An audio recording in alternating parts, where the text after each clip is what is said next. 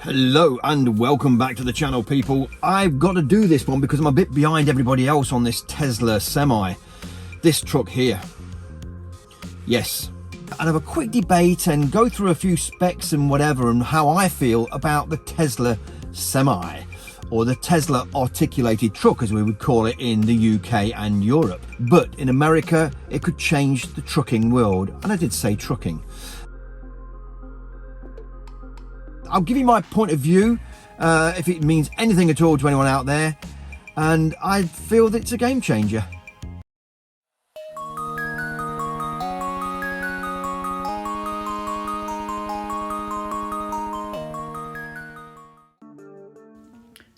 Well, here it is, folks, the Tesla Semi. Articulated truck, not bound for the UK, I'm afraid, at this particular time, but who knows in the future. There you go, the stats on the front there. 500-mile range. There is a 300-mile range available as well. They have tested it. It can do the 500-mile range, and you'll use under 2 kilowatt hour for every mile. 0 to 60 in 20 seconds. This is no slouch, people. Fully assembled in the USA, in Nevada, their Sparks, Giga Sparks outlet, as they call it. Very nice and simplistic, and very minimalistic. Say in that cab, look at that, just two big screens with all the information you need. No need for all these dials and all this confusion. Has autopilot, so you can use it as you're going along, obviously within the confines of how Tesla tell you to use it. That 500-mile range that was actually tested was loaded, a loaded range, folks. Took them about 5 years to get to this point, and they've actually now delivered to PepsiCo, Frito-Lay, etc., depending on how you want to call it, in the US. They have ordered 100 of these units. Massive, massive money saver, folks. If you're in competition with these people, in other words, any commercial trucking outlet that are going to buy these things, and say they've got 3 units and you've got 3 diesel units, these will be able to undercut you on price for every single job that they do. That's frightening, folks. So if you've got a big old Peterbilt diesel, you're going to have to get rid of it. You're going to have to sell it off, because there's no way you can continue with the diesel costs the way they are up against this tri-motor, as you can see there, full electric, full battery operated Tesla Semi. There's just no way you can do it. So if you are in the commercial side of trucking, any haulage across Europe, but especially in the USA at the moment, I would definitely get one of these on order, because this is going to be the biggest problem, folks. Actually waiting for your Tesla Semi to arrive. These old things here that you see now I'm showing you are going to be so dated. In fact, they are already, let's face it, folks. They are a bit dinosaur-like. So if you're driving one of these things, and then you have the pleasure of driving a Tesla Semi, wow, what a difference, folks. What a difference. None of that either, because of the weight and where the batteries are put. It's far safer, far better vehicle than anything I'm showing you here on the screen now. There's Elon telling everyone to get on with it. He needs those trucks out. This you are seeing here is one of the 2 that got delivered by Tesla. This is the Frito-Lay coloured one. There was a PepsiCo one as well, blue one. This is making history here, folks. This is the very first time any Tesla Semi full electric truck has been in a parade anywhere in the world. This is the future. This is how it'll be done in the future. No more smelly diesels tagging down the road at local events. They'll all be electric like this. Well done, Pepsi, for ordering. Well done, Tesla, for making. You would even say it glows.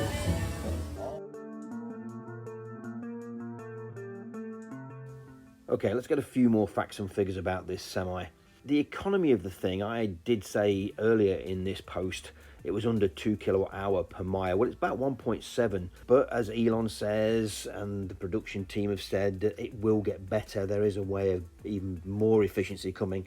I don't know where that's coming from. The drag coefficient of this vehicle is around 0.36. Now, the normal regular diesel coefficient drag factor of, say, a regular looking Peterbilt or a Mack or whatever is around the 0.65 to about 0.70. So there's a massive gain. That coefficient factor makes this thing just so super smooth and slim through the air in comparison to any other truck on the market. This is what gives it more range, obviously, folks. It's slippery as hell, you know, and it's been designed for that purpose, to get more and more economy out of the thing. Moving on slightly, charging speeds, etc. Well, obviously this has to charge pretty rapid. Most folk will actually stop for a 30-minute break or a 45-minute break within that time period at the right charger, especially at PepsiCo's base. They'll be doing something in the region of about adding 400 miles in just over 30 minutes. Chargers are real superchargers with megawatt speed, 1 megawatt in DC, which is going to give it a real hot cable. So these things will be immersed in some form of liquid cooling, so not a problem with that. And they won't be as big as you think either. They're quite lightweight, thin design, so that'll be good for the driver every time he has to fill up and cable up.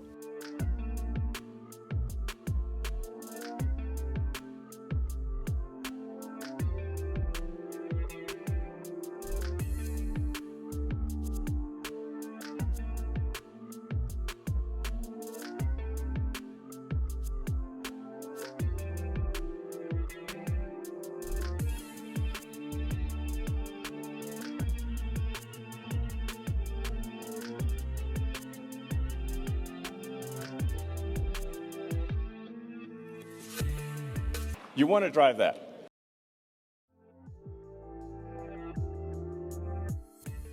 Now you can see how much power and torque this truck has got as it passes a regular diesel-powered semi. There's a triple motor system. The single motor you see there will be used and optimized for highways, motorways, or whatever you want to call them. And then the other two come in when you need more acceleration and torque for inclines, etc. Another thing that this Tesla Semi has got is obviously regenerative braking.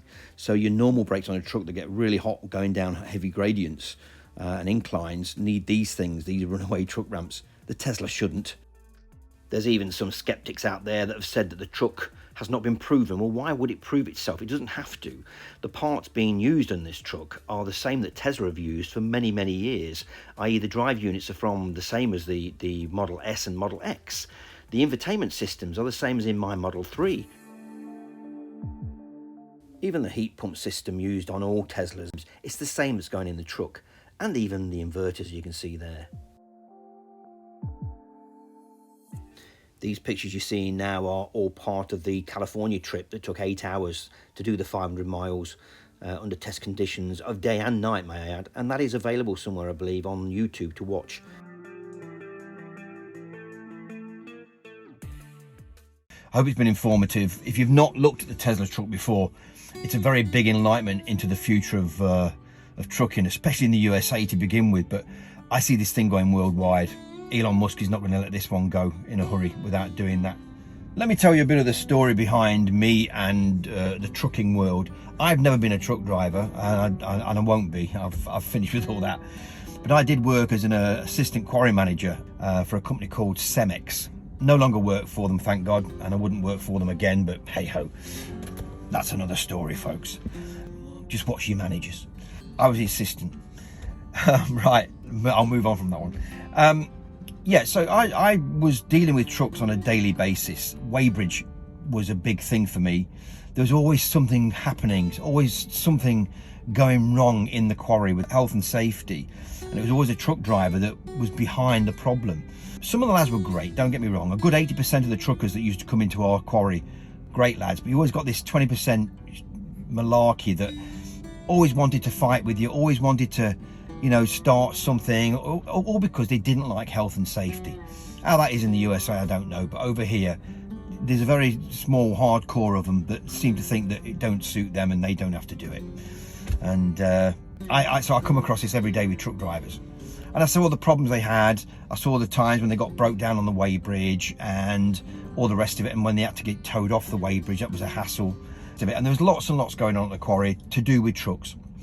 Previous to that, one of my best mates from, 35, 40 years ago was a truck fitter at a place called Sherwoods. They were based in a small village just outside where I live here in my hometown. And, he was forever there. He was a great fitter, still is. Jack, his name is. Hello, have you ever seen this, Jack? I haven't seen you for many years. So yeah, he was a truck fitter, and he did that job for, well, since he left school. He lived local as well, so he was always there. And even 9 o'clock at night, you know, when we planned to go out for a few bevies, and I'd go and try and pick him up, and he's still in his work overalls. And so I was always, you know, there waiting for him to finish and whatever. And so I saw the muck and the mess and the oil and the grease. And this is what I love about the Tesla semi truck. There's none of that. There's going to be far less breakdowns. Let's put it in perspective, folks. 70% less parts than a normal truck. The servicing costs are going to be slashed by 75%. The running cost per mile with the fuel is going to be cut by a good 50%. They reckon that you're going to save mass amount, thousands of pounds worth of diesel costs or dollars in the US every year with the Tesla semi. So people like Jack, who are hard truck fitters, will no longer be really needed, because the minimal servicing you'll do on a Tesla truck might be just checking a more visual than anything else. They really won't go very wrong. And like I say, if you've got no oil changes to do and no downtime for servicing, again, massive saving. My belief is it's going to change the truck world as we know it within the next 5 years. I'm not saying next year, year after, because there's going to be a big backlog of people waiting for these Tesla semis to come in to fruition, because this is the biggest problem that Tesla and Mr. Musk will have, and that is producing the things for and with the demand that will come from it. Already there is a demand. Already we are still waiting for Pepsi to get the other 98 that they ordered. So they're number one for him at the moment. I'm going to watch this and see how it progresses, because I really do believe that if Tesla fails on the car side, he's going to make it on the truck side. And let's face it, folks, over 3 million vehicles have been sold now by Tesla. Over 3 million. So all the parts being used, as I said in this video earlier on, all the parts being used on that truck are parts that have been used millions of miles. So they're all proven parts. So my suggestion is, get a deposit down on one. Bide your time. Even if you have to wait 2 or 3 years to get a Tesla semi truck, if you're in the hauling game, especially in the US, get on the bandwagon now, because the diesel truck is going to come to an abrupt end when far more of these start showing. And don't forget, Peterbilt have got one coming out, Volvo have got an electric truck, I believe, and there's a couple out there that are mild hybrids. So it's all changing, but Tesla seem to be 5 years in front of everybody else again. That's it for me from this post. Hope you enjoyed it. Like I say, if you've not subscribed yet, where you've been, I say it every time, please do.